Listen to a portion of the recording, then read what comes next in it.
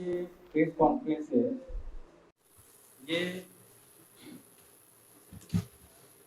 बहुजन क्रांति मोर्चा एवं भारत मुक्ति मोर्चा द्वारा आयोजित बहुजन मुक्ति पार्टी के समर्थन में बहुजन नायक मान्यवर काशीराम साहब के 15वीं स्मृति दिवस के अवसर पर विशाल महारैली का ये आयोजन किया गया है 9 अक्टूबर को, जिसका स्थान जो है वो है माता रमाबाई अंबेडकर मैदान, लखनऊ। यहाँ पर ये रैली होने जा रही है। ये रैली जो होने जा रही है इसको करने के पीछे उद्देश्य और इसके संदर्भ में आज के हमारे प्रेस कॉन्फ्रेंस के अध्यक्ष माननीय वामन मेश्राम साहब, राष्ट्रीय संयोजक बहुजन क्रांति मोर्चा यहाँ उपस्थित है। मैं निवेदन करूंगा कि इसके बारे में अपनी बात।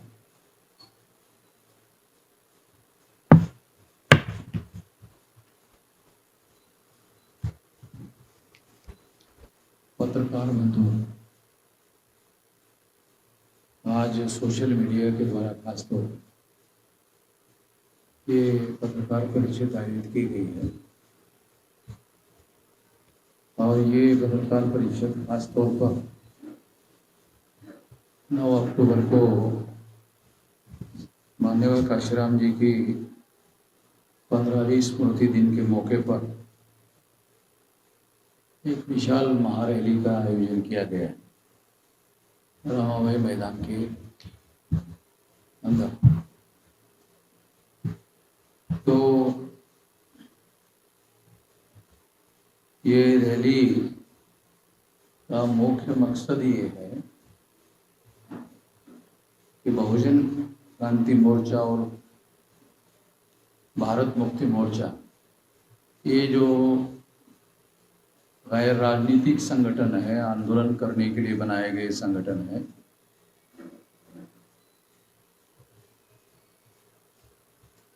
उनके माध्यम से ये रैली आयोजित की गई। बहुजन क्रांति मोर्चा राजनीतिक संगठन नहीं है, भारत मुक्ति मोर्चा राजनीतिक संगठन नहीं है, मगर हम लोगों ने ये निर्णय किया कि 2022 के चुनाव में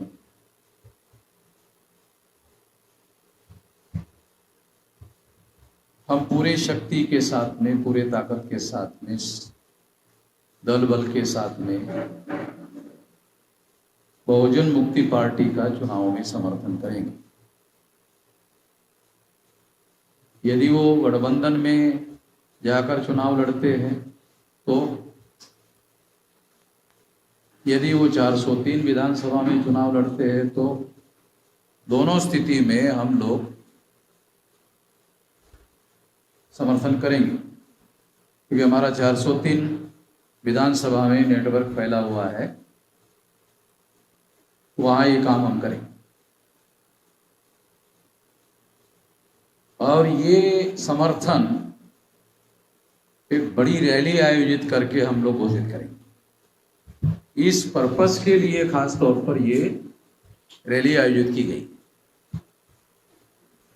इस संबंध में आप लोगों के सवाल हो सकते हैं, यदि आप लोग सवाल पूछें तो उसका जवाब दीजिए। एक एक करके सवाल पूछिए। विधानसभा के सभी सीटों पर ये दल जो है इलेक्शन के लिए कोई उम्मीदवार उतारेगा? बहुजन क्रांति मोर्चा और भारत मुक्ति मोर्चा ये अपने बैनर के तहत कोई कैंडिडेट नहीं उतारेगा। बहुजन मुक्ति पार्टी को हम लोग, यदि वो गठबंधन से चुनाव लड़ते हैं या 403 विधानसभा में लड़ते हैं, दोनों स्थिति में हम उनका समर्थन करेंगे।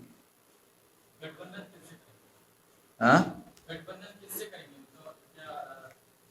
यदि बहुजन मुक्ति पार्टी गठबंधन करती है तो हमें कोई ऑब्जेक्शन नहीं है।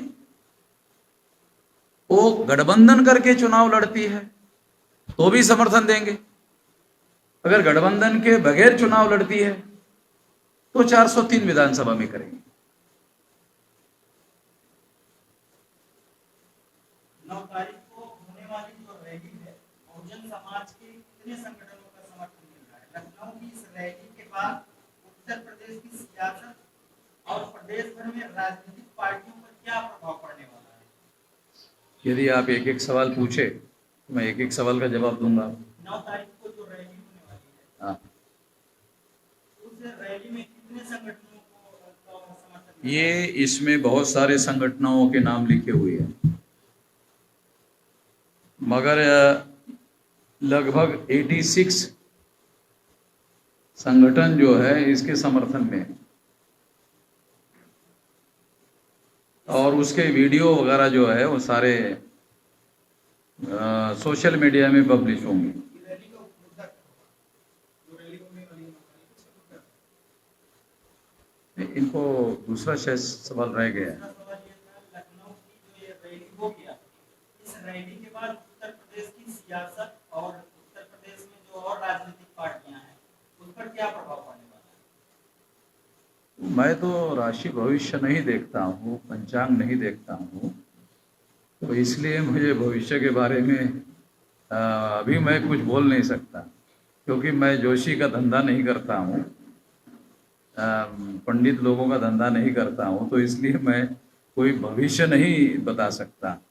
ये तो पत्रकार लोगों का शायद कार्यक्रम है कि वो अपना आकलन प्रस्तुत करे, वो अपने मीडिया में कार्यक्रम चलाए कि इसका ये परिणाम होगा, वो परिणाम होगा।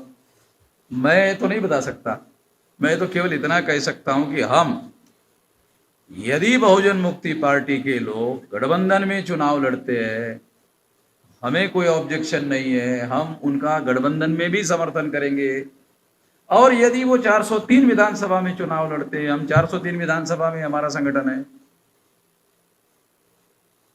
उसमें भी हम समर्थन देंगे। इसकी संभावना है कि बहुजन मुक्ति पार्टी किसी दल से गठबंधन कर सकती है, या कोई भी गठबंधन बना रहे हैं दूसरे दल, उनसे गठबंधन करने के लिए तैयार है। उनके साथ जो हमारी वार्ता हुई या उन लोगों के साथ जो चर्चा हुई, उसके आधार पर उनका ये कहना था कि हमारे पास 3 विकल्प है। एक विकल्प ये है कि अगर मान लो बीजेपी को परास्त करना है, तो उनका कहना था कि हम लोग अपने बल पर तो बीजेपी को परास्त नहीं कर सकते। अगर बीजेपी को परास्त करने का लक्ष्य है, उद्देश्य है, तो अपने बल पर जब हम नहीं कर सकते तो गठबंधन में जाना होगा। तो गठबंधन में हमने पूछा भी क्या विकल्प है, तो गठबंधन में उनका कहना था कि एक विकल्प समाजवादी पार्टी है, एक विकल्प भागीदारी मोर्चा है, क्योंकि बहुजन समाज पार्टी तो मिश्रा जी और बहन जी की, तीसरा कोई आदमी तो उनको चाहिए नहीं, तीसरे के साथ तो वो गठबंधन करने के लिए तैयार नहीं है। तो ये उनका कहना था कि ये 2 विकल्प है, अगर इनके साथ होता है तो ठीक है, नहीं होता है तो 403 हम लड़ेंगे। तो हमने कहा 403 लड़ेंगे तो 403 में भी साथ देंगे।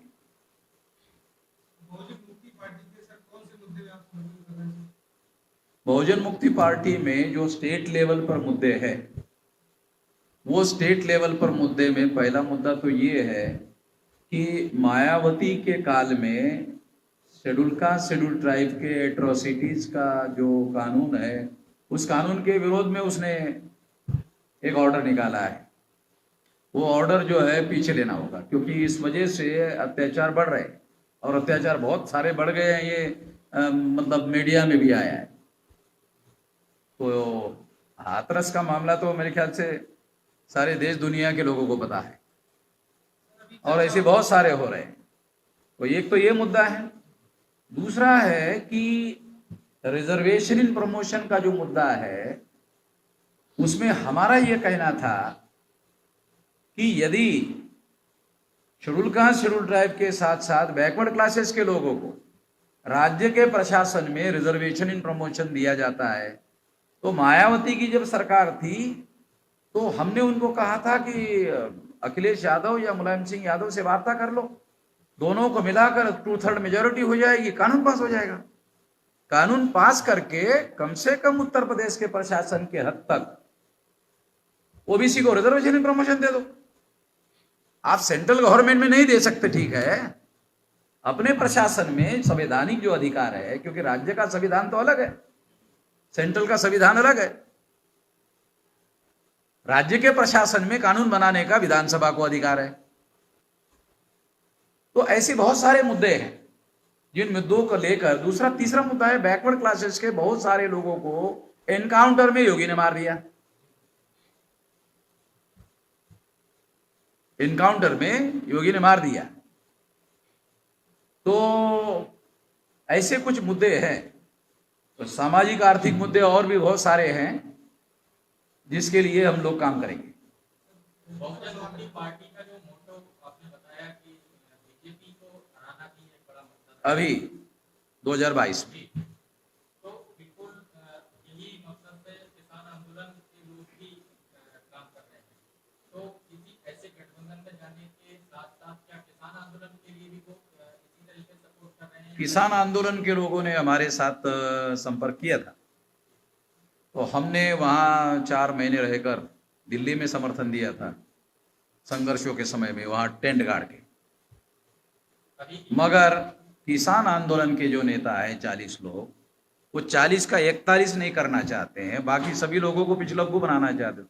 पिछलग्गू बनने के लिए तो तैयार नहीं हम लोग। हमारी बात समझ रहे क्या? वो जो 40 लोग हैं ना, आंदोलन शायद वो सोचते हैं भारत बंद होना चाहिए। अरे तो तुम्हारे पंजाब के और हरियाणा के और पश्चिमी उत्तर प्रदेश के 40 लोग हैं, ये भारत नहीं है ना। पंजाब, हरियाणा और पश्चिमी उत्तर प्रदेश, यही तो भारत नहीं है ना। भारत बंद का मतलब ये थोड़ी होता है। भारत बंद का मतलब होता है, बहुत सारे लोगों को तो स्टेट के नाम भी मालूम नहीं होंगे, कितने स्टेट है और कितने केंद्र शासित प्रदेश है, कितना बड़ा देश है।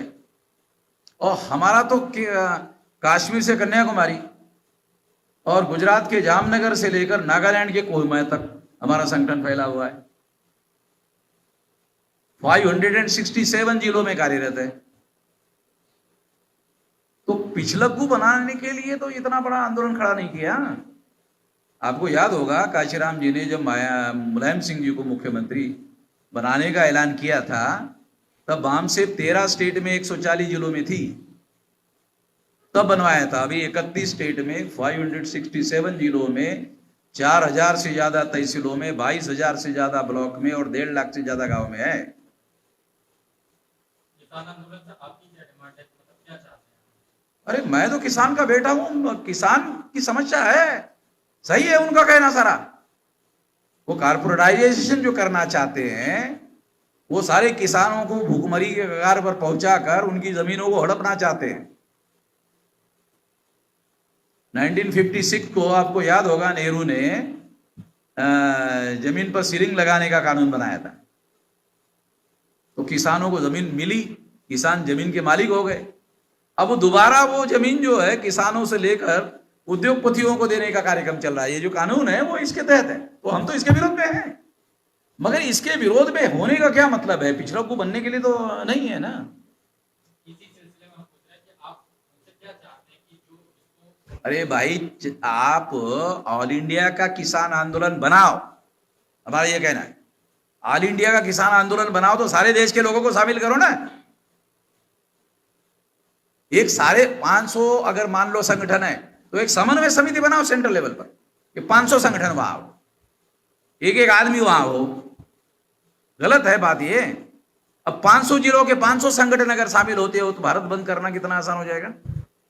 केरला में अगर केरला बंद करना है, पंजाब के लोग जाकर के केरला बंद कर सकते हैं। केरला के ही लोग चाहिए ना, उसमें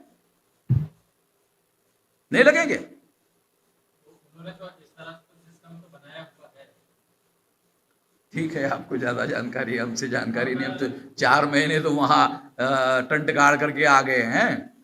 सर, मैं लोकतंत्र में जो चुनाव प्रणाली है 2022 में चुनाव होने वाला है, उसमें जो वोट की ताकत है आम नागरिक के पास, उसको सुरक्षा कैसे प्रदान करेंगे? वोट की तो बेईमानी होगी। ईवीएम की लड़ाई मैं लड़ रहा हूं। यार उनके पास है ईवीएम की लड़ाई में लड़ रहा हूं।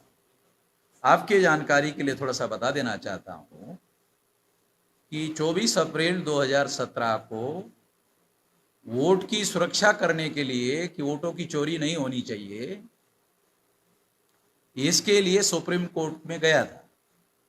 सुप्रीम कोर्ट ने मेरे केस में निर्णय दिया मेरे फेवर में और कहा कि हर ईवीएम को पेपर ट्रेल मशीन लगेगी। ईवीएम में गड़बड़ी होगी तो पेपर ट्रेल में गड़बड़ी पकड़ी जाएगी, क्योंकि वहां कागज के सबूत होते हैं और ईवीएम में इलेक्ट्रॉनिक रिकॉर्ड होता है। इलेक्ट्रॉनिक रिकॉर्ड में वोट किसी और के नाम पर ट्रांसफर किया जा सकता है और पेपर ट्रेल मशीन में कागज का एविडेंस रहता है। मान्यवर समझ रहे क्या हमारी बात? तो अगर कोई कैंडिडेट चुनाव हार जाए तो वो एक एप्लीकेशन कर सकता है जिलाधिकारी को कि हमें ये इलेक्ट्रॉनिक रिकॉर्ड का रिजल्ट मंजूर नहीं है, हमें पेपर ट्रेल मशीन के कागज की काउंटिंग होनी चाहिए। ये केस मैंने जीत लिया। मेरे केस की वजह से मान्यवर ऑल इंडिया में ईवीएम मशीन को पेपर ट्रेल लगा। आप पत्रकार हैं, आपके पास जानकारी है कि वामन मेश्राम की वजह से ऑल इंडिया में ईवीएम को पेपर ट्रेल लगा? अगर लगा है, अगर आपको मालूम होता तो आप मुझे ये सवाल नहीं पूछते। नहीं, मेरा कहने का मतलब तो आप समझ रहे कि नहीं? और पार्टियां हैं और लोग आ रहे हैं चुनाव में 2022 के, वो लोग सवाल नहीं कर रहे हैं। मायावती भी चुप है, मुलायम सिंह भी चुप है और तमाम पार्टी के लोग। अभी अखिलेश के तुमने तो कल बयान दिया था कि ईवीएम और डीएम भी कर सकते हैं, मगर अखिलेश को यह मालूम है कि ईवीएम और डीएम गड़बड़ी कर सकते हैं, बगैर डीएम के ईवीएम गड़बड़ी नहीं कर सकती। और आपको थोड़ा बता दे, बगैर डीएम के ईवीएम गड़बड़ी नहीं कर सकती, क्योंकि हम टेक्निकल बातें भी जानते हैं। डीएम उसमें शामिल होता तो ही ईवीएम गड़बड़ी करती है। अगर डीएम चुस्त दुरुस्त और कानून का पाबंद है और लोकतंत्र का समर्थक है तो वो बिल्कुल होने नहीं दे सकता, इतना पावर है। तो अखिलेश जी को मैं ये कहना चाहता हूं कि अखिलेश जी को कहना चाहता हूं कि बयान देने से वोटों की सुरक्षा नहीं होगी, उसके लिए मुकम्मल स्ट्रेटेजी प्लान करनी होगी।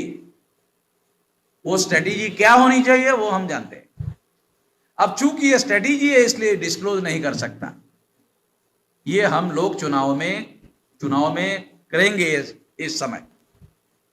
आपके प्रत्याशी सर बता रहे हैं विजय बहुजन मुक्ति पार्टी तो बाहुबली के सामने और तमाम सामंतवादी लोग चुनाव में आएंगे, तो आपकी पार्टी चुनाव में जो प्रत्याशी उतार रही है उनका क्या मानक होगा, कैसे टिकट देंगे, क्या सर मतलब जानकारी देना चाह रहे हैं?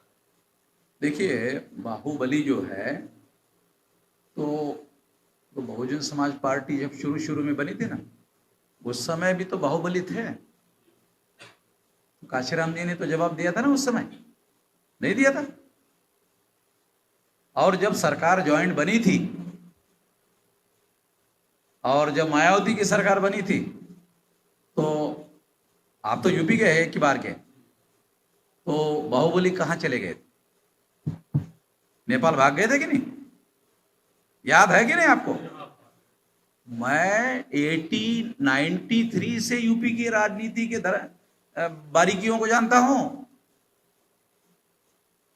आपकी सर पार्टी में मिशन और कैडराइज लोग होते हैं, हाँ, उनको वरीयता के आधार पर उनको चुनाव में लाएंगे या बाहर से प्रत्याशी जो आएंगे उनको वापस? देखो, हमारे संगठन के ही कार्यकर्ता जो है वो जो कैडराइज्ड है वही बहुत सारे लोग हैं। एक एक चुनाव क्षेत्र में 2-2, 3-3 लोग, 5-5 लोग जो कई जगह एप्लीकेशन कर रहे हैं। तो जो मजबूत होगा उसको ही देंगे ना। बीजेपी के पास हिंदुत्व की राजनीति हाँ?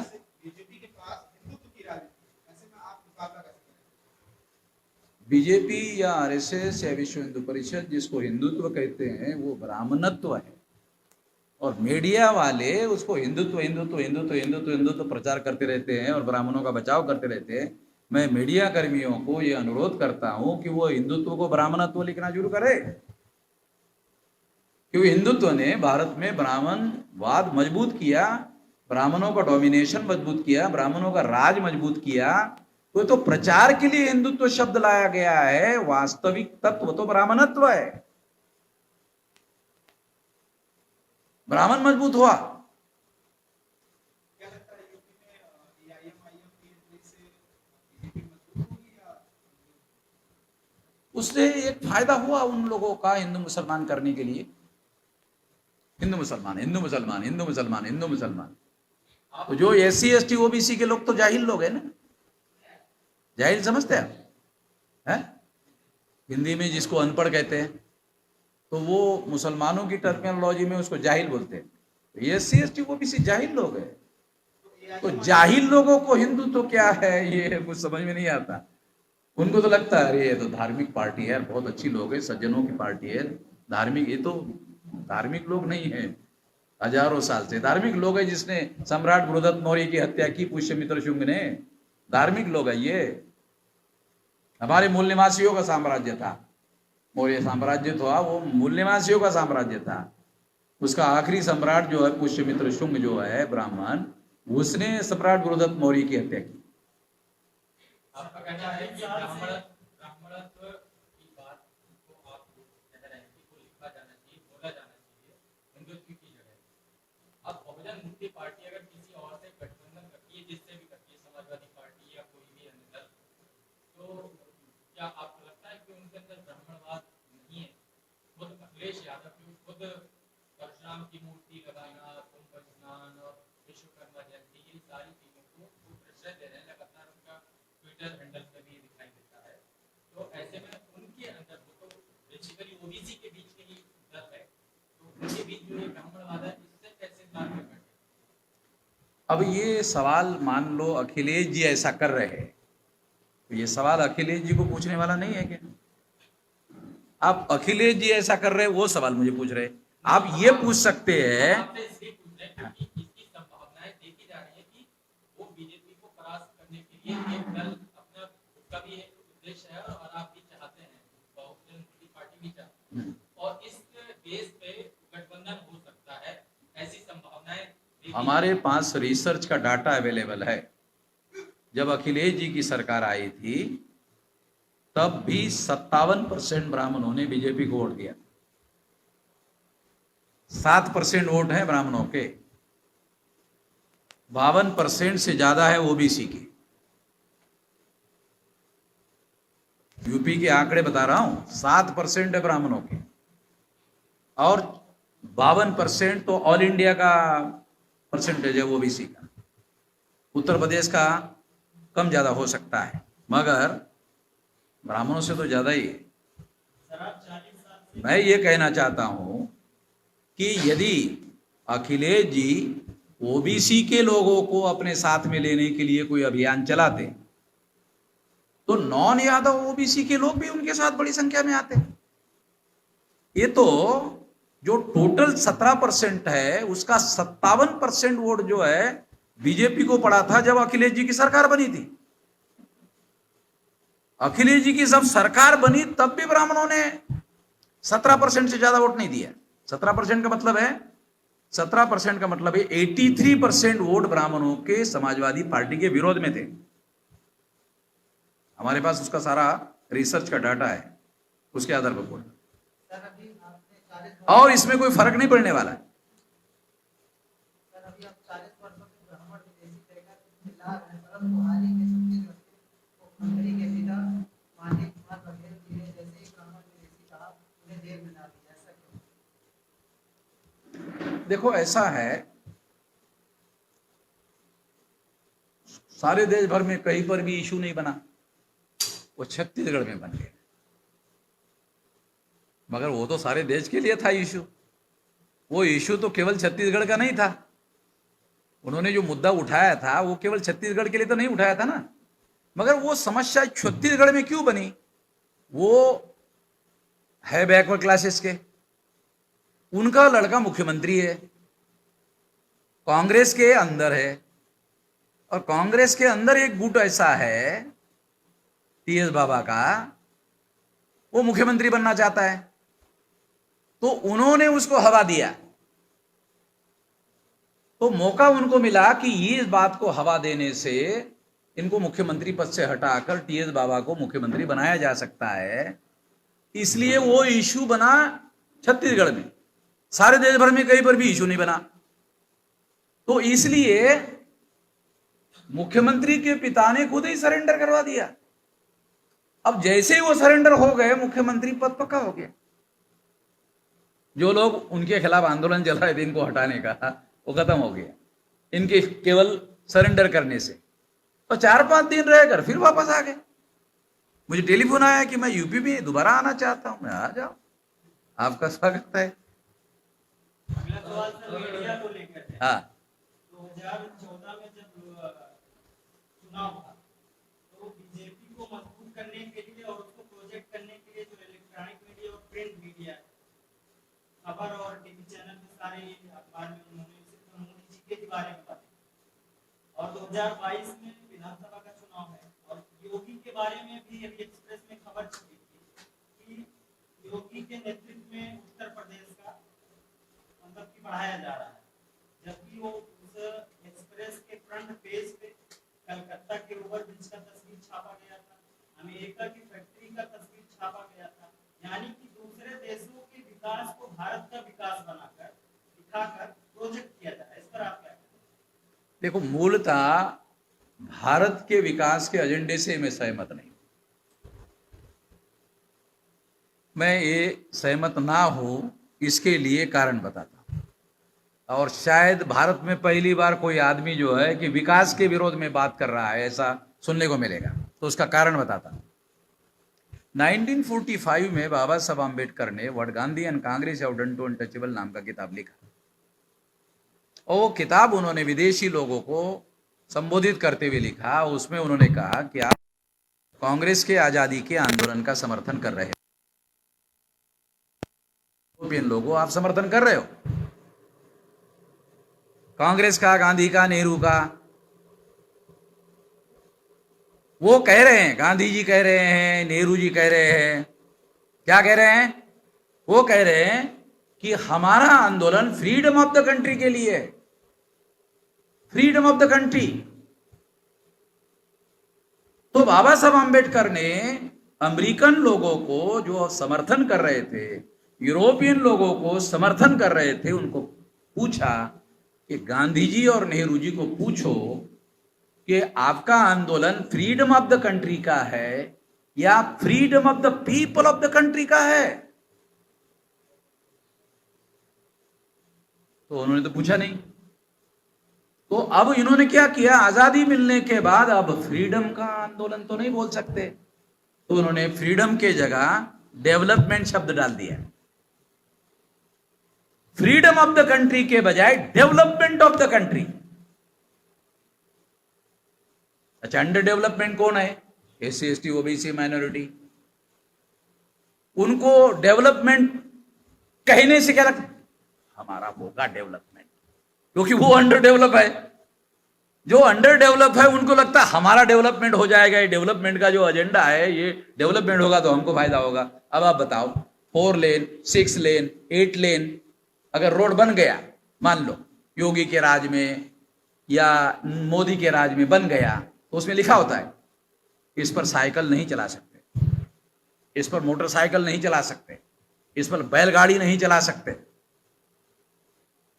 साला तुम बना रहे हो, उस बनाने में टैक्स का पैसा खर्चा कर रहे हो। हम गरीब से गरीब आदमी भी टैक्स दे रहा है। गरीब आदमी टैक्स कैसे देता है? गरीब आदमी टैक्स देता है, नमक खाता है ना। टाटा को, अंबानी को, बिरला को पूछो तो डॉक्टर उनको सलाह देते हैं थोड़ा नमक कम खाना। क्यों? पैसे की थोड़ी कमी है हमारे पास, कम खाने के लिए बोल रहे हो। नहीं, पैसे का मुद्दा नहीं है। तुम क्यों कह रहे हो? नहीं, नमक ज्यादा खाने से ब्लड प्रेशर बढ़ता है, इसलिए कम खाने के लिए बोल रहे। और गरीब आदमी के पास जब सब्जी नहीं होगी तो नमक के साथ रोटी खाता कि नहीं? हम तो देहाती लोग हैं ना, हमको तो अनुभव है ना नमक के साथ रोटी खाने का। तो नमक के साथ जो आदमी रोटी खाता है वो ज्यादा नमक खा लेता है, तो उसका ब्लड प्रेशर क्यों नहीं बढ़ता? नमक तो वही है, वो इसलिए नमक से ब्लड प्रेशर नहीं बढ़ता गरीब का। ब्लड हो तब तो प्रेशर, वो साला ब्लड ही नहीं, साला प्रेशर कहां से होगा? गरीब के शरीर में ब्लड ही नहीं, साला प्रेशर कहां से होगा? है? अब जो बात मैं समझाना चाहता हूं सुन लीजिए, बहुत इंपॉर्टेंट बात है। हम लोग डेवलपमेंट ऑफ द कंट्री जो स्लोगन है कांग्रेस का और बीजेपी का, इसके विरोधी है। हम development of the people of the country के समर्थक है। ये डेवलपमेंट में फंडामेंटल चेंज होना चाहिए, और इसके लिए क्या होना चाहिए? Development of the people of the country में क्या होना चाहिए? पहले साधारण लोगों को क्या चाहिए? रोटी चाहिए भरपेट, कपड़ा चाहिए, घर चाहिए। दुनिया भरेगा सारा development development development development development.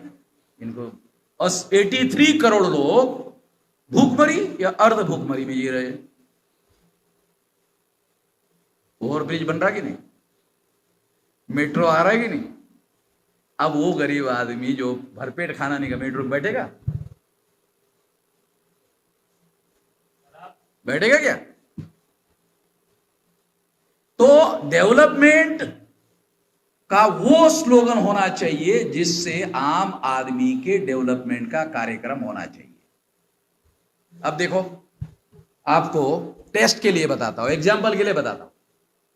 जब कोविड की महामारी आई तो हॉस्पिटल में जगह मिल रही थी? नहीं मिल रही थी। क्यों? प्राइवेटाइजेशन में हॉस्पिटल का भी प्राइवेटाइजेशन शुरू कर दिया। प्राइवेटाइजेशन होने की वजह से गवर्नमेंट फैसिलिटी खत्म हो गई, इसलिए बेड की संख्या घट गई। तो बेड की संख्या घटने की वजह से लोगों को एडमिशन नहीं मिल रहा था, इस वजह से लोग मरे। अच्छा, मरे कहां? हॉस्पिटल के बाहर, गेट के बाहर मरे, एडमिशन ही नहीं हुआ। अब उनको हॉस्पिटल में एडमिशन ही नहीं हुआ तो रिकॉर्ड में मरने वालों का आंकड़ा कैसे आएगा पत्रकार जी? अल्लाह, अंदर मरेगा तब तो डाटा आएगा। जब वो हॉस्पिटल के बाहर मरेगा तो वो तो आदमी उसको जलाने के लिए लेके जाएगा, उसका रिकॉर्ड आएगा क्या? तो सरकार ने डाटा हॉस्पिटल का बताया नहीं, एक भी नहीं मरा। अरे बराबर है भाई, एक भी नहीं मरा होगा, तुमने एडमिशन ही नहीं दिला। तो रोटी, कपड़ा और मकान ये सुनिश्चित होना चाहिए डेवलपमेंट में आम आदमी के लिए। दूसरा, और क्या होना चाहिए आगे?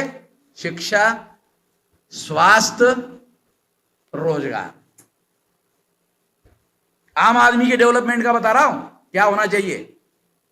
मेट्रो ये वो, अरे मगर आम आदमी को ये रोटी, कपड़ा और मकान, शिक्षा, स्वास्थ्य और रोजगार।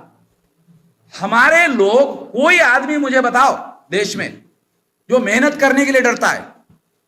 हाँ भाई पत्रकार जी, हमारे आदमी मेहनत करने के लिए डर रहे हैं कि भाई मेहनत के बगैर हमको खाना दो। बोला हमारे लोग नहीं, वो बोलते उनको काम चाहिए, हम काम करेंगे और काम से जो पैसा मिलेगा वो खाएंगे।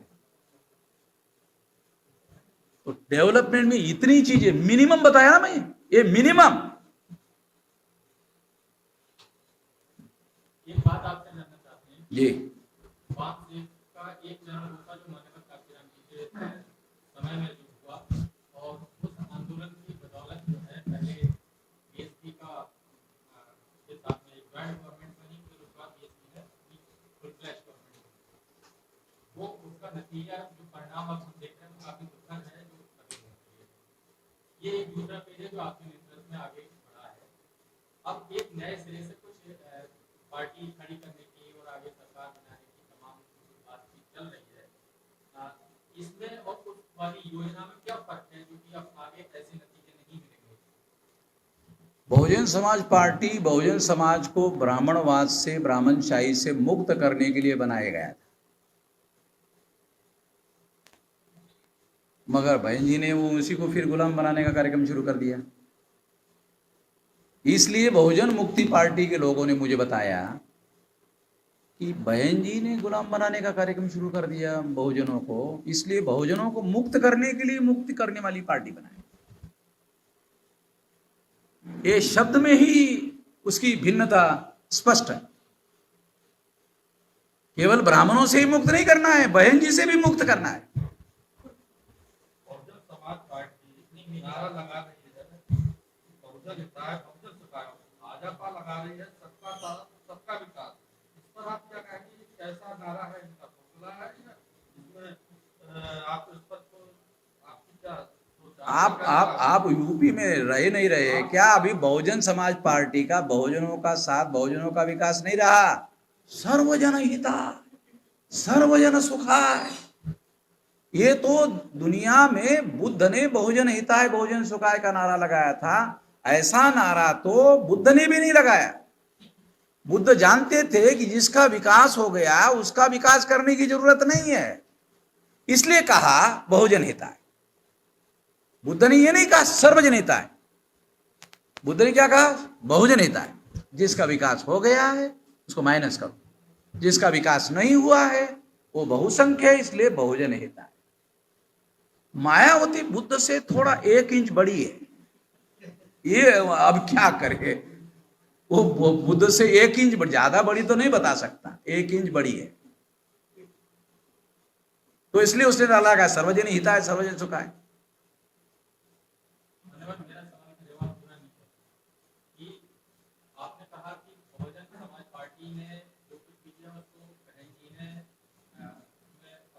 बहुजन समुदाय को गुलाम बनाना शुरू कर दिया, लेकिन हम ये जानना चाहते हैं वो रणनीति, वो शिक्षा, वो तालीम, वो योजना, वो विचार दर्शन जिसके आधार पर बहुजन आंदोलन मानव काशीराम के समय में चला था, उसमें और अब में क्या फर्क है कि कोई एक व्यक्ति ने उस आंदोलन को खराब कर दिया क्या?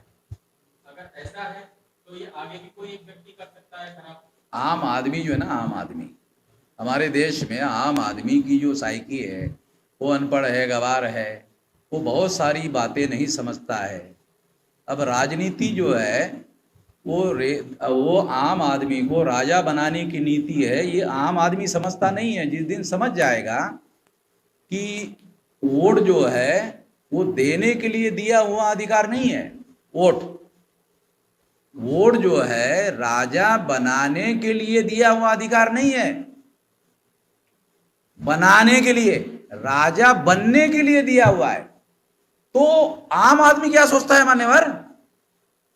नहीं, बनाने के लिए अधिकार है,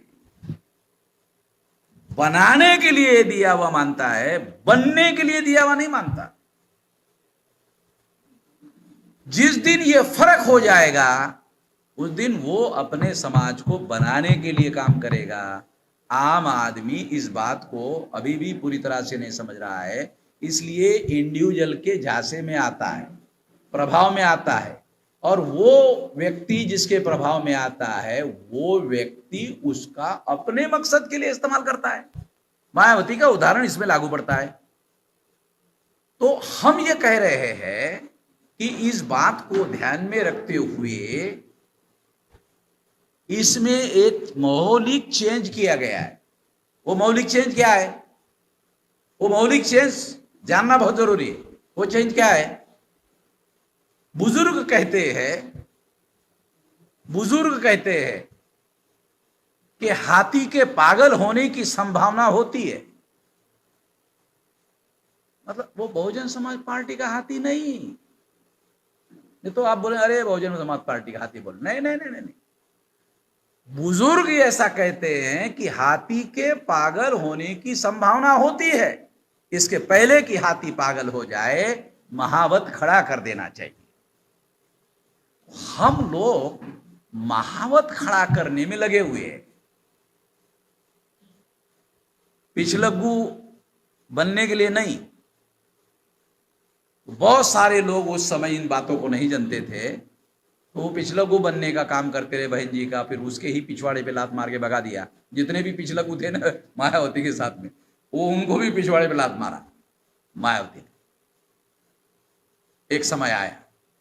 अब ये जो है वाम से भारत मुक्ति मोर्चा, बहुजन क्रांति मोर्चा जो है, ये महावत खड़ा करने का कार्यक्रम है, अपने उद्देश्य और लक्ष्य को पूरा करने के लिए।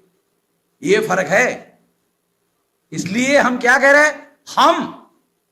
बहुजन मुक्ति पार्टी को समर्थन बाहर से देंगे। फर्क समझ में आ रहा है? बाहर से देंगे, पिछलगू बनकर नहीं देंगे। तो ऐसा तो पहले भी रहा है। गलत बात है, हम लोग चलाने वाले में से है भाई। हाँ? पर्चा मिला क्या? नहीं मिला? देना चाहिए ना। कार्यकर्ता इसमें शिवपाल जी का तो कोई नाम है नहीं। बहुत लोगों के नाम है मगर शिवपाल जी का नाम नहीं है इसमें। जो 9 अक्टूबर को आप रैली बुला रहे हैं, बहुत बड़ा सम्मेलन बुला रहे हैं लखनऊ में, उस पर कोई मैसेज देना चाहेंगे बहुजन समाज को? क्या मैसेज देंगे? हमारा तो सबसे बड़ा मैसेज ये है कि अब की बार उत्तर प्रदेश का चुनाव केवल चुनाव नहीं है, सेमीफाइनल है। 2022 सेमीफाइनल है, 2024 में फाइनल है। जो लोग सेमीफाइनल में हार या जीत जाएंगे वो लोग 2024 में हार या जीत जाएंगे। इतना इंपॉर्टेंट है। और इस बात को ध्यान में रखते हुए उत्तर प्रदेश का जो इलेक्टोरेट है, मतदाता है, उसको वोट करना चाहिए। जहां तक पंचायत राज में बीजेपी का एक जगह 4था नंबर आया, एक जगह 5वां नंबर आया, एक जगह 6वां नंबर आया, एक जगह 7वां नंबर आया, तो पंचायत राज में तो लोगों ने बता दिया कि ये हमारे नंबर में शामिल बीजेपी नहीं है। मगर मेरा अभी आकलन ये है कि चुनाव तो बीजेपी जीतेगी, क्योंकि बीजेपी के विरोध में कांग्रेस, समाजवादी, बहुजन समाज पार्टी, भागीदारी मोर्चा, चार जगह हिस्सेदारी होगी। उधर तो एक ही हिस्सा है, ये 4 जगह वोट डिवाइड होगा। तो इसलिए ज्यादा संभावना है बीजेपी के ही चुनाव जीतने की, ज्यादा से ज्यादा।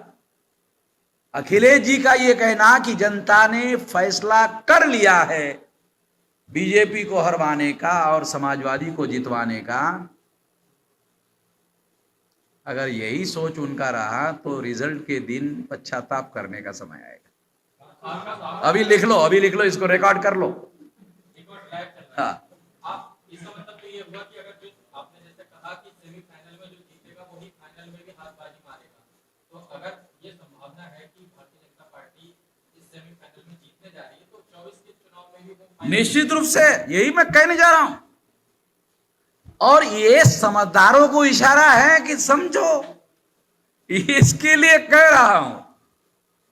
अगर आप अपनी पिटाई करवाना चाहते हो, के लिए ये कौन से लेवल का मैच है, सेमीफाइनल, क्वार्टर फाइनल, फाइनल, किस तरह? नहीं, ये तो हम कह रहे हैं, हम तो बहुजन मुक्ति पार्टी के कोई अधिकारी नहीं है।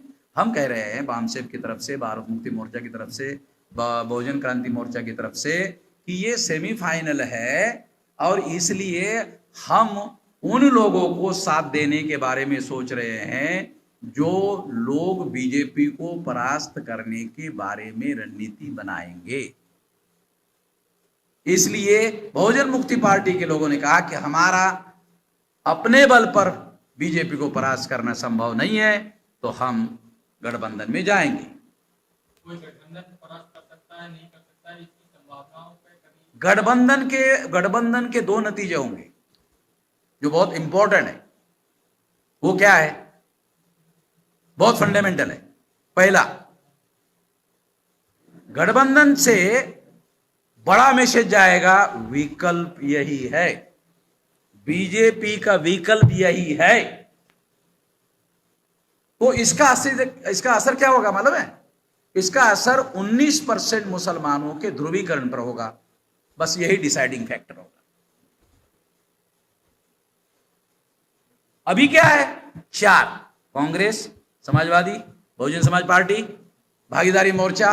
अब कोई यूपी में विकल्प का मैसेज नहीं जाए। कोई उत्तर प्रदेश का इलेक्टोरेट ये नहीं मान रहा है कि विकल्प है, ये मान रहा है 4 जगह विभाजित है। विकल्प है नहीं। जैसे ही गठबंधन का मामला होगा, पहला इलेक्टोरेट को में ये विकल्प है। दूसरा परिणाम क्या होगा? जो फ्लोटर वोट होता है ना, 10% फ्लोटर वोट, साला कौन जीतेगा भाई?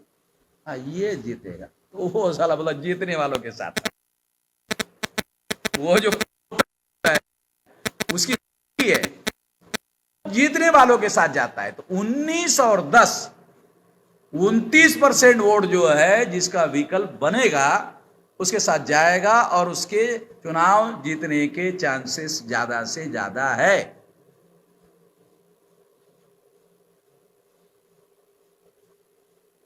कोई सवाल हो?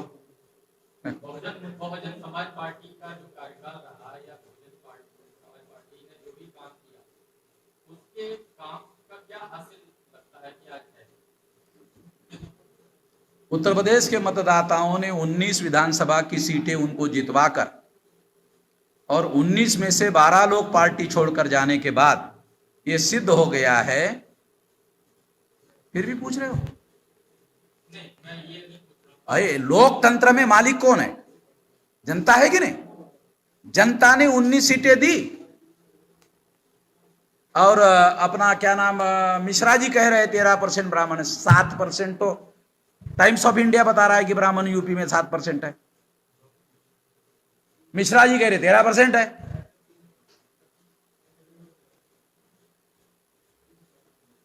मेरा सवाल ये नहीं, मेरा सवाल ये है कि बहुजन समाज पार्टी का जो कार्यकाल रहा है उसमें बहुजन समाज के खुद के एडवांसमेंट का क्या हासिल है, क्या हासिल लगता है? मतलब पार्टी की सरकार, मायावती का एडवांसमेंट हुआ, मायावती के भाइयों का एडवांसमेंट हुआ, मायावती के भतीजों का एडवांसमेंट हुआ, और बताने के लिए कुछ भी मुझे डाटा ही अवेलेबल नहीं कि कोई एडवांसमेंट हुआ समाज का। ऐसा कुछ बताने लायक नहीं है।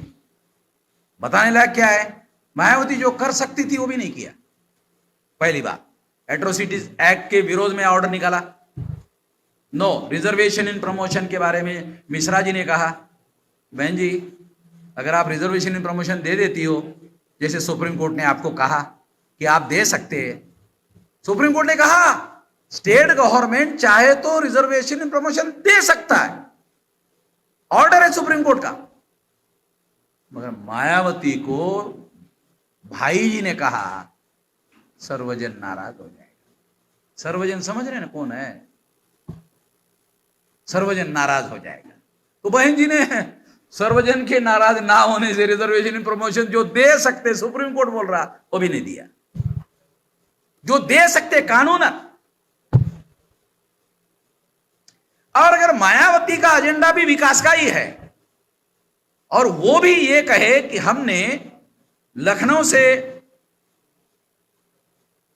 बड़ा एक्सप्रेस हाईवे रोड बनाया या नोएडा से आगरा का वो बनाया, जयप्रकाश कौन वो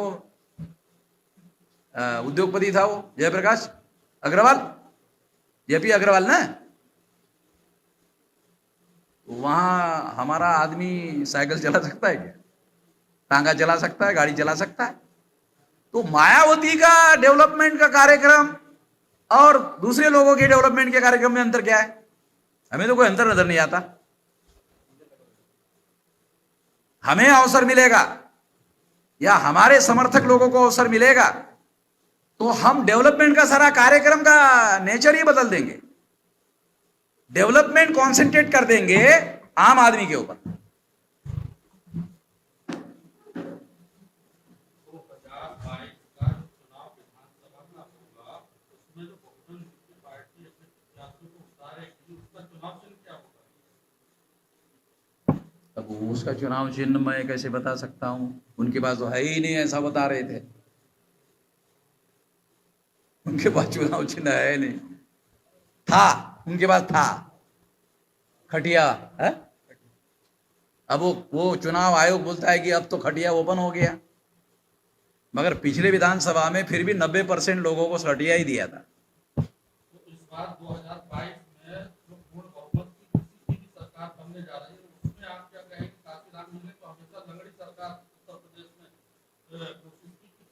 सेंटर में आप बात को थोड़ा घुमाइयो मत।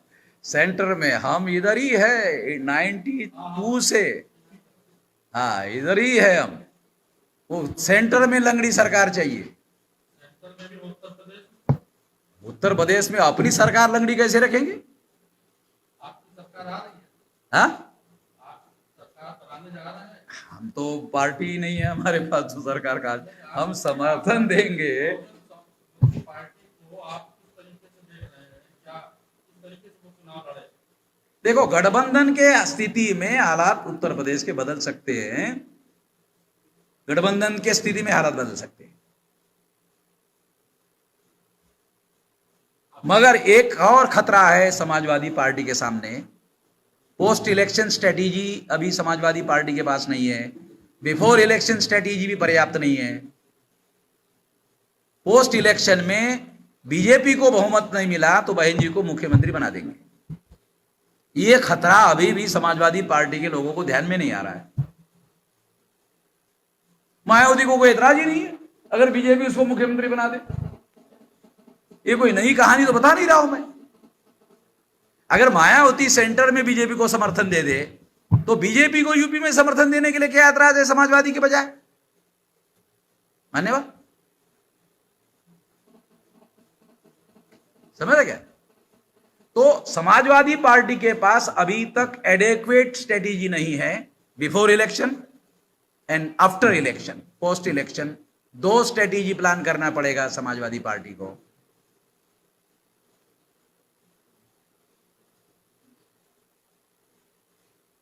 तब जाकर के मुकम्मल हो जाएगा, 200% गारंटी हो जाएगी। फिर हम तो ये सारा आकलन जो है, अगर कोई गठबंधन हो जाता है उसके 8 दिन में बता देंगे किसकी सरकार आने वाली, और देखना फिर कैसे होता।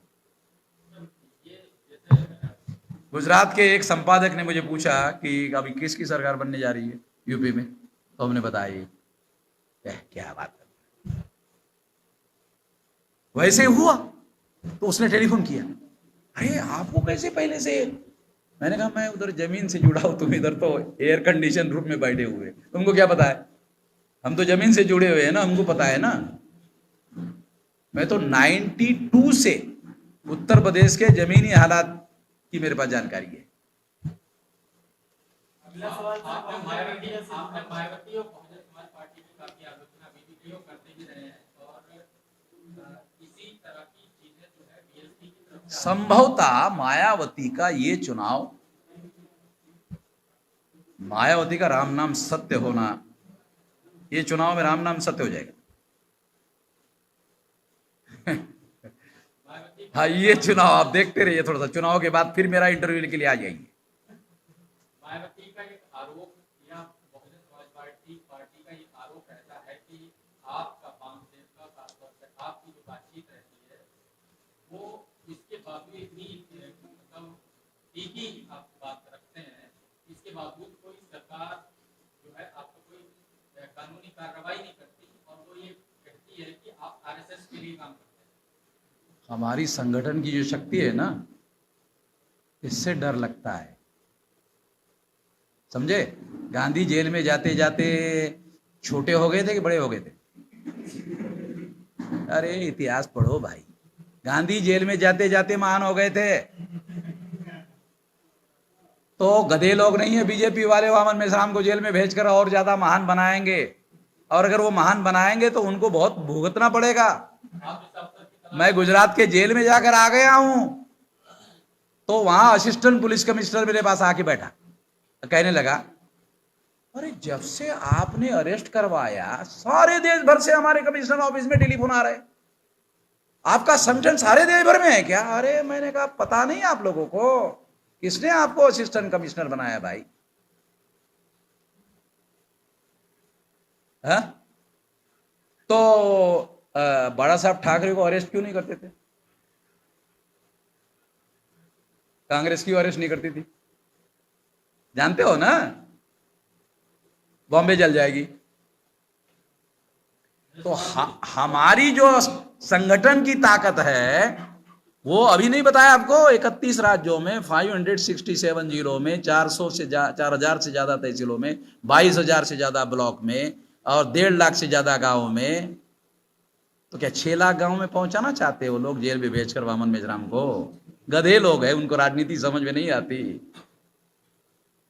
आप संगठन का जो नेटवर्क बताते हैं कि इतने जिले, इतने तहसील, इतने ब्लॉक, इतने गांव और इतना बड़ा नेटवर्क है, हर जगह अगर एक आदमी लगा देंगे तो भी 1-1 लाख लोग हो जाएंगे। इस लाखों की जो आपके पास लोगों का समर्थन है, इस समर्थन के आधार पर आपने किसी बड़े आंदोलन को देशव्यापी खड़ा करने के क्या क्या प्रयास? अरे आप पत्रकार होकर इतना दूर रहते हैं, 13 पॉइंट रोस्टर समाप्त करने के लिए और 200 पॉइंट रोस्टर लाने के लिए आंदोलन भारत बंद का किसने किया?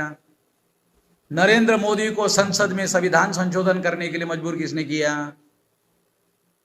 9 महीने हो गए, किसानों का आंदोलन दिल्ली के पास पहुंच गया है, अभी तक सुन नहीं रहा है, और हमने भारत बंद करवाया, संसद में संविधान संशोधन करके 13 पॉइंट रोस्टर खत्म कर दिया, 200 पॉइंट रोस्टर लागू कर दिया है। पता है आपको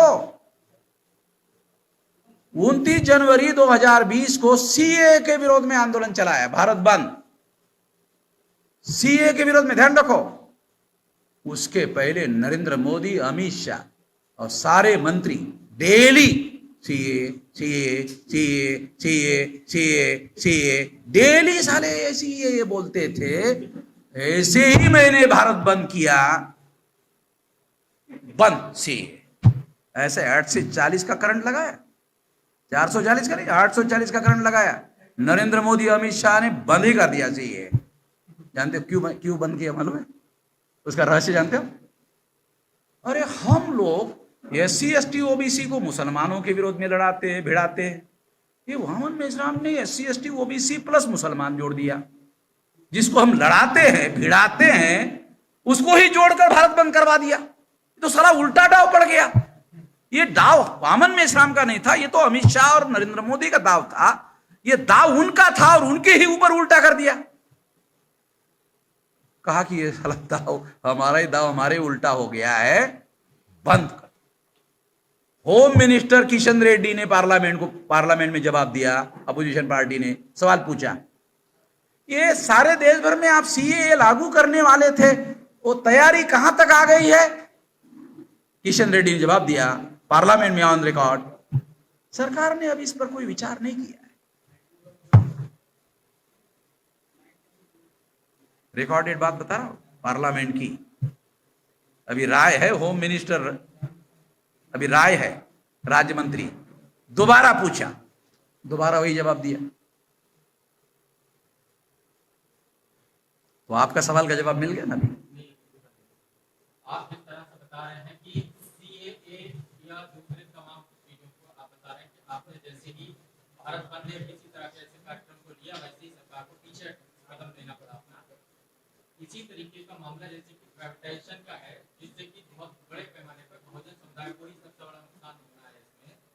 ऐसे किसी मुद्दे जिसमें कि रोजगार इफेक्टेड होगा, जिससे कि उनकी अर्थव्यवस्था, उनका जीवन स्तर प्रभावित होगा, ऐसे मामले पे आपने कोई उनको पीछे कदम हटाने के लिए मजबूर क्यों नहीं किया? क्योंकि ये बीजेपी और कांग्रेस और बीजेपी दोनों का एक ही एजेंडा वाला कार्यक्रम है। ये केवल बीजेपी का कार्यक्रम थोड़ी है, ये केवल कांग्रेस का कार्यक्रम थोड़ी है। और बीजेपी के साथ जो गठबंधन वाले लोग हैं, कांग्रेस के साथ जो गठबंधन वाले लोग हैं, वो तो उनके साथ लगे रहते हैं, इसलिए वो भी उनके साथ ही जाते हैं। तमाम बैकवर्ड क्लासेस के SC ST OBC के जो संगठन है कांग्रेस गठबंधन में, बीजेपी गठबंधन में, तो ये मामला तो सीए पे भी लागू होता है। हाँ, सीए पे भी तो बहुत सारे लोग अलग अलग तरीके से मूवमेंट कर ही रहे थे, लेकिन तो इसका मतलब आपकी बात समझ में आई नहीं। नहीं है। दोबारा बता दो, ये बीजेपी वालों का जो एजेंडा था सीए का, बीजेपी वालों का एजेंडा था ना सीए का, तो उनका खेल तो SC ST OBC को मुसलमानों से लड़ाने भिड़ाने का है। मगर जब उन्होंने देखा कि ये वामन मेश्राम ने SC ST OBC प्लस मुसलमान इकट्ठा कर लिया सीए, तो इस सीए एक ऐसा मुद्दा हो गया जिस मुद्दे पर SC ST OBC के साथ मुसलमान जुड़ सकता है। तो ये रणनीति सारी की सारी RSS, विश्व हिंदू परिषद और बीजेपी की रणनीति फेल हो रही थी। आप समझ नहीं रहे मान्यवर। चलो, आपको जितना समझ में आता है आप समझ लीजिए। जैसे इस मुद्दे पर कभी SC ST OBC माइनॉरिटी को आपने एकजुट कर लिया और उनको पीछे में मजबूत किया, मैं यही कह रहा हूँ कि क्या यही फॉर्मूला बाकी मुद्दों पर लागू हो क्यों नहीं हो पाता है, जैसे कि प्राइवेटाइजेशन का मुद्दा है, कृषि कानूनों का मुद्दा है, और लेकिन दो प्रमुख चीजें तो नहीं। देखो, हम आप है पत्रकार, हम है संगठनकर्ता और नेतृत्वकर्ता, तो हमें समझ में आता है कौन सा मुद्दा उठाने से क्या हो सकता है। तो आप अपना काम करिए, हमको अपना काम करने दीजिए। हाँ, तो इसीलिए तो हम भी आपको जवाब दे रहे हैं। हम आपको जवाब नहीं दे रहे, ऐसी थोड़ी बात कर रहे हैं। हम कहा कह रहे हैं कि आपको सवाल पूछने का अधिकार नहीं है। हम ये कह रहे हैं कि आपको सवाल पूछना है, मगर फैसला कौन से मुद्दों पर आंदोलन करना है वो तो हमारा मामला है ना।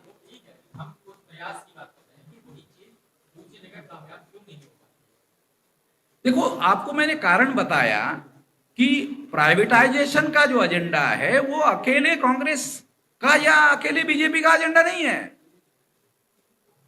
ये कांग्रेस बीजेपी सबका एजेंडा एक ही है। इस मुद्दे पर अगर सीए के विरोध में बात किया जाए तो कांग्रेस के लोग भी आ जाएंगे आंदोलन में, मगर प्राइवेटाइजेशन के विरोध में आंदोलन करेंगे तो कांग्रेस जो है वो संगठन के तौर पर और अपने लोगों के तौर पर पब्लिक में बयान नहीं देगी, मगर सारे संगठन को बता देगी कि इस आंदोलन से दूर रहो। जो SC ST OBC के लोग, माइनॉरिटी के लोग उनके साथ में है ना, उनको भी खामोश कर देगी, चुप रहो। कृषि कानूनों पर तो है, हाँ, कृषि कानूनों पर तो बाकी दल जो है साथ में है ना कि इसके विरोध अभी भी बयानों में ही है।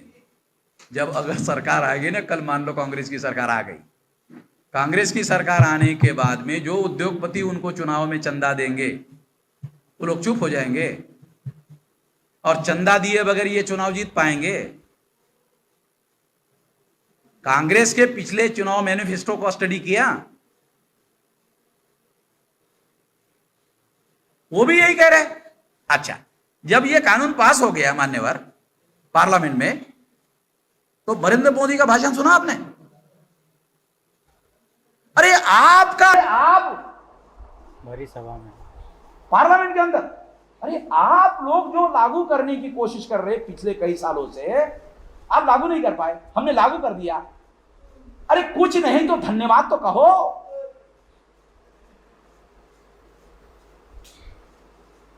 आपने 90 में लेबर लॉ बनाया, ड्राफ्ट पड़ा हुआ है, हमने अमल कर दिया, धन्यवाद तो कहो। विरोध कर रहे हो, आप ही का पार्लियामेंट में रखा हुआ ड्राफ्ट जो है हमने अमल करवा दिया। अब समझ में आ रहा है? प्रैक्टिकल बता रहा हूं, ये पार्लियामेंट के अंदर की बात है। पत्रकारों को ये बारीकियों को ज्यादा ध्यान देना जरूरी होता है, मुझे ध्यान देना पड़ रहा है। इश्यू तो रेज करने पड़ते हैं ना। हमारे संगठनकर्ता की जिम्मेदारी है कौन सा इश्यू कौन से समय में उठाया जाए, मगर प्राइवेटाइजेशन के लिए आने वाले समय में भारत बंद करवाया जाएगा। एक आखिरी सवाल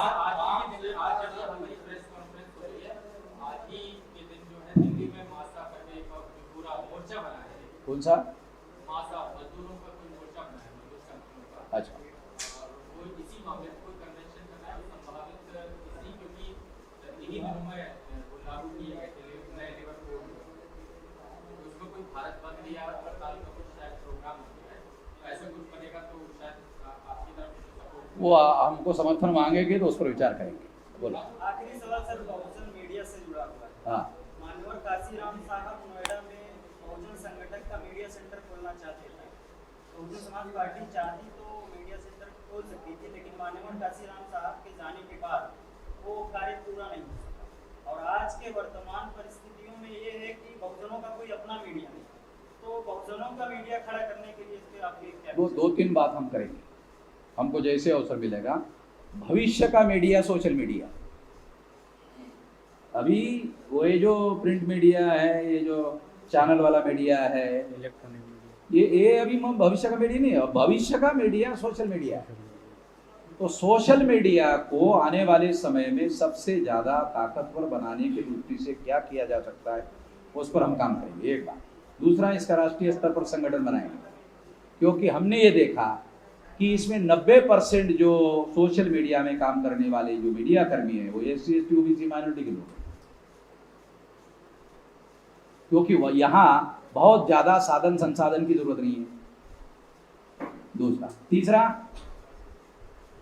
इनके ऊपर भी आने वाले समय में अन्याय बढ़ने वाला है स्टेट का। State mean central government, state government, police वालों का अत्याचार बढ़ेगा आने वाले समय में। तो इसलिए ये 3 मुद्दे रहेंगे जिसको आधार बनाकर हम बड़ा स्ट्रेटेजी प्लान करेंगे। श्री राम साहब के बाद वाम से जो भारत में है उनके हाथ में आप आए हैं बड़े लीडर के उभर के वाम से, जहाँ भी देखो मेरे सामने वाम से। मैं ये चाहता हूँ, उनसे चाहता हूँ कि आप वाम से को क्या मैसेज देना चाहते हैं? वाम से हमारा संगठन है, वाम से को कोई मैसेज देने की जरूरत नहीं, मैं डेली उनसे बात करते रहता हूँ। धन्यवाद।